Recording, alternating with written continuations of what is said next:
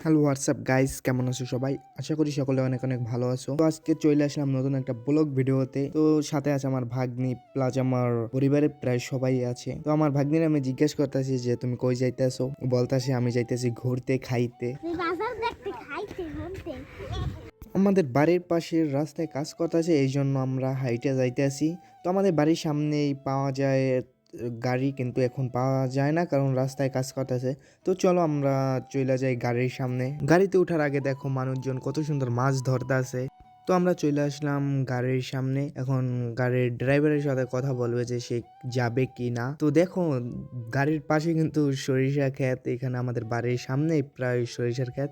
মাত্র 2 মিনিট হাঁটলেই সরিষার ক্ষেত পাওয়া যায়, অনেক বড় সরিষার ক্ষেত। তো গাড়ির ড্রাইভারে যাইতে চাইছিল না, তারপর আমরা অনেক জোর করে নিছি তারে। রাস্তার অবস্থা খুবই খারাপ, এই জন্য তারা যাইতে চাইছিল না। তো আমরা যেখানটায় যাব ওইখানটায় প্রায় চলে আইছি। তো দেখো এইখানের রাস্তাটা, এখানে উপরে ছাতি দিছে। তো এইখানে বর্তমানে নাম দিয়েছে সেলফি রোড। তো আমরা এইখানেই আসতে চাইছিলাম।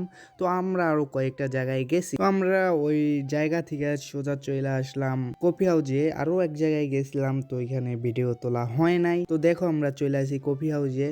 তো এখন আমার ভাগ্নি মানে অনেক খুশি, সে কফি হাউজে আসবে। তো এখন দেখো লাফাইতাছে।